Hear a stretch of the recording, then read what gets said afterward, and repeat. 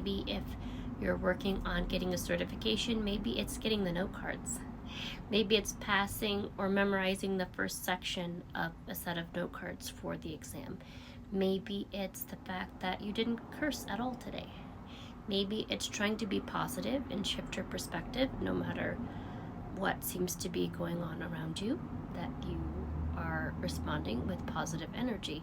But to remember to acknowledge your progress even in the small things. That brings us to tip number 2. Tip number 2 is to celebrate your milestones even when you don't feel like it.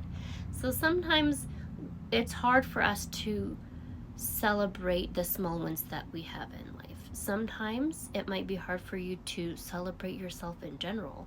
You might be one of those where you don't celebrate your birthday. It's just another day, something like that, that you tell yourself. Because you're an adult, you no longer get to treat yourself like a kid again and enjoy life because that season of your life has passed. You might think that because you're an adult, you're not allowed to continue to enjoy life the same way and to celebrate yourself, but to encourage you to do just that. And in the beginning, it might feel awkward, it might feel uncomfortable, but it's something that is worth pursuing. If you want to become, we've said this a lot on my channel, the popular saying that if you want to become someone you've never been, you're going to have to do things that you've never done. And part of that means behaving like this future version of, like the person of, like this future version of yourself.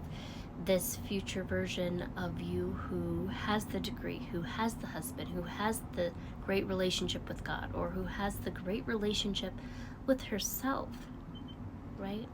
And it does start small by acknowledging the little wins.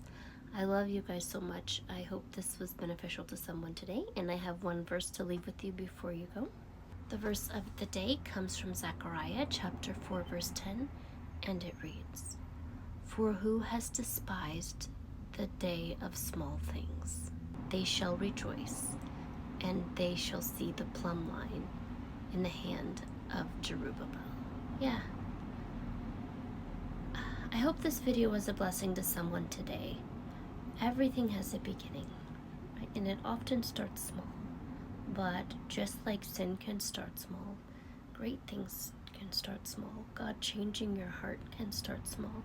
Having a better relationship with your family, a better relationship with yourself, increasing your self-confidence, growing your own business, all often start small. A lot of good things often